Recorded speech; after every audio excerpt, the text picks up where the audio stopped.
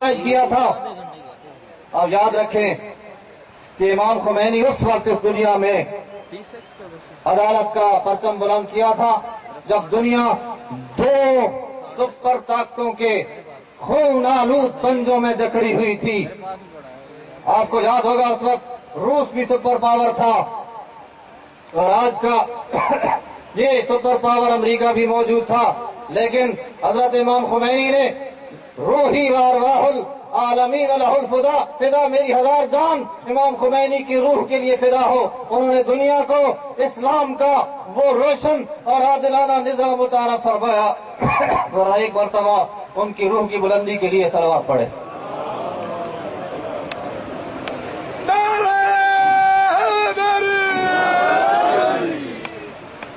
امام خمینی کی یہ سوچ تھی اور وحدت کے لیے جناب امام خمینی علیہ الرحمہ میں قریب سے انقلاب کو جانتا ہوں. میں طالب علم رہا ہوں حوزہ علمیہ قوم کا. میں جناب حضرت امام خمینی کا وہ گھر بھی جانتا ہوں جو کچی مٹی سے بنا ہوا ہے اور آج بھی موجود ہے. میں ان کے اس گھر کو بھی دیکھا ہے جس وقت وہ مقبولیت کی اور حکومت کی بلندیوں پہ، وہ میں کہوں گا کہ دنیا میں مقبولیت کی کے سریا پہ موجود تھے. لیکن گھر کتنا بڑا تھا؟ 10 بائی 10 یا 12 بائی 10 کے 2 کمرے تھے. ایک چھوٹا سا برآمدہ تھا. کوئی بڑا محل نہیں تھا، کوئی بڑے خزانے نہیں تھے. جب اس دنیا سے رخصت ہوئے تو میں اس وقت بھی موجود تھا.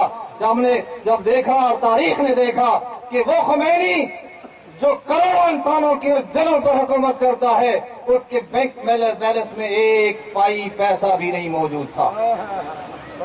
یہ عدالت علوی سے سبق حاصل کرنے والے خمینی. اور میں نے پھر دیکھا کہ قوم نے بھی ان کی عزت کی.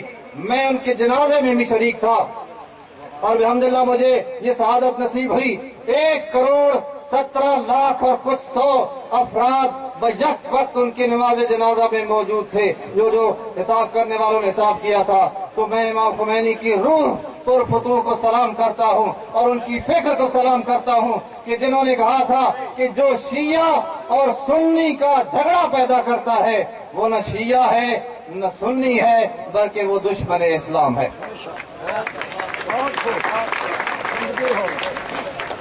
تو حکومت امام خمینی اس سلسلے کا وہ سلسلہ ہے جو حضرت امام خمینی نے مستضعفین کے لیے، کمزوروں کے لیے، بے کسوں کے لیے، بے آسرا کے لیے ایک NGO قائم کی تھی جسے فارسی میں حکومت امام خمینی کا نام رکھ دیا گیا ہے.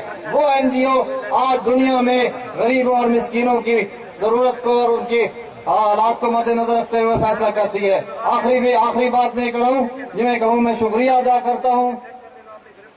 میں شکریہ ادا کرتا ہوں جعفریہ یوتھ پاکستان کے نوجوانوں کا، جنہوں نے اپنے تمام تر مصروفیات کو ترک کر کے اس گرم موسم میں کئی گھنٹوں سے اس پروگرام کے انتظامات میں شرکت کی ہے. جعفریہ یوتھ پاکستان کیا ہے؟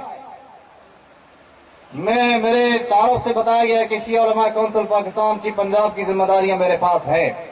شیعہ علماء کونسل پاکستان کیا ہے؟ یہ وہ قومی جماعت ہے جو تقریباً نصف صدی سے سید محمد دہلوی سے جناب مفتی جعفر حسین کی قیادت میں، جناب علامہ شہید عارف حسین حسینی کی قیادت میں، اور اب قائد ملت جعفریہ علامہ سید ساجد علی نقوی کی قیادت میں اس ملک کی ترقی، اس ملک میں وحدت کا پیغام، اس ملک میں امن کا پیغام دینے کے لیے برسر پیکار ہے اور میدان عمل میں ہے. جعفریہ یوتھ شیعہ علماء پاکستان کے ذیلی شعبہ ہے جو خدمت خلق کے لیے اپنے آپ کو وقف کر دیتے ہیں. اور یہ بھی وضاحت ہونی چاہیے، یہ بھی آپ کو معلوم ہونا چاہیے کہ حضرت امام خمینی کے قائم مقام اور ان کے جانشین رہبر معظم ولی امر مسلمین حضرت آیت اللہ العظمیٰ سید علی خامنئی، جو تمام مسلمانوں کے عالم اسلام کے ولی امر ہیں، ان کے امور کی نگرانی کرتے ہیں. ہر ملک میں انہوں نے اپنا ایک معتمد خاص اور ذمہ دار نمائندہ اس ملک کی قوم کی فلاح کے لیے अपना नुमाइंदा और अपनी तर्जमानी के लिए नामजद रखा है, और वो भी कायद मिल्लत जाफरिया अल्लामा सैयद साजिद अली नकवी को ये शहादत हासिल है कि ये सब इदारे, ये कुमैत इनकलाब हो या दीगर फलाही इदारे हो, ये राहबर मुअज्जम हजरत सैयद अली खामनाई की सरपरस्ती और उनकी निगरानी में चलते हैं। तो जो जिस मुल्क में जो कि फलाही काम होता है, उनके नुमाइंदों की नजर से वो चलते हैं, उनकी निगरानी में चलते हैं। तो मैं शुक्रिया अदा करता हूँ कायद मिल्लत जाफरिया अल्लामा सैयद साजिद अली नकवी की उस बाबसीरत क़यादत और उनकी हिकमत को कि जिन्होंने, जब दुश्मन ने, यहूद ने मुसलमानों में और बिलखुसूस पाकिस्तान में शिया सुन्नी की लड़ाई पैदा करने की साजिश की और दहशतगर्द पैदा किए, मेरे कायद ने उस वक्त मिली यकजहती काउंसिल के प्लेटफॉर्म से, फिर मजलिस अमल के प्लेटफॉर्म से आज फिर मिली यकजहती काउंसिल को बहाल करा दिया है और बता दिया है कि ये सुन्नी शिया का झगड़ा नहीं है, ये एक दहशतगर्द गिरोह है जो मुसलमानों के कुश्त खून में मसरूफ है। आखिर पे मैं फिरकावारियत, ये गलत सोच पैदा कर दी गई है कि ये फिरकावारियत का कोई झगड़ा है, शिया सुन्नी का कोई झगड़ा नहीं है। मैं शुक्रिया अदा करता हूँ शिया उलमाए अहले सुन्नत का, सुन्नी उलमाए काउंसिल का, जो आज आपके सामने जीता जागता सबूत मौजूद है कि शिया सुन्नी का कोई झगड़ा मौजूद नहीं है। ये दहशतगर्द हैं, जो दुश्मन इस्लाम हैं, दुश्मन पाकिस्तान है। यह मैं आखिरी बात करूंगा कि ये दहशतगर्द पलते कहाँ हैं, ये दहशतगर्द आते कहाँ से हैं, ये दहशतगर्दों को सरमाया कहाँ से मिलता है, इन दहशतगर्दों को असलहा कहाँ से मिलता है, इन दहशतगर्दों को अदालत से रिहा कौन करवाता है, इन दहशतगर्दों को 100 बेगुनाह शहरियों के कातिलों को पूरे प्रोटोकॉल के साथ इस मुआशरे में चलने की इजाजत कौन देता है? इसका जवाब कौन देगा? इसका जवाब देना हुकूमत का काम है, इसका जवाब देना इदारों का काम है, इसका जवाब देना एजेंसियों का काम है। हम शहरियों का, हम बेबस हैं, हम लाचार हैं, हमारे जवान कत्ल हो रहे हैं, कोयटा खून में नहा रहा है।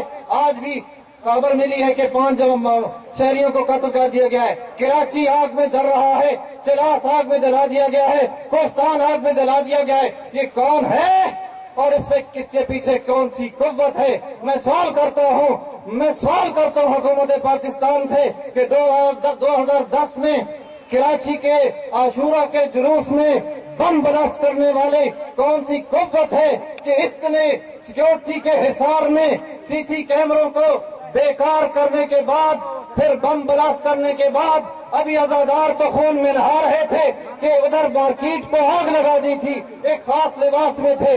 वो कुव्वत कौन है जो पाकिस्तान को आग में जलाना चाहती है? ये सवाल है पूरी कौम का, ये सवाल है मेरा, ये सवाल है मेरे बच्चों का, ये सवाल है मेरे बुजुर्गों का, ये सवाल है मेरी बेटियों का, ये सवाल है मेरी माओ का, ये सवाल है मिल्लत का। ये जवाब देना होगा हुकूमत को।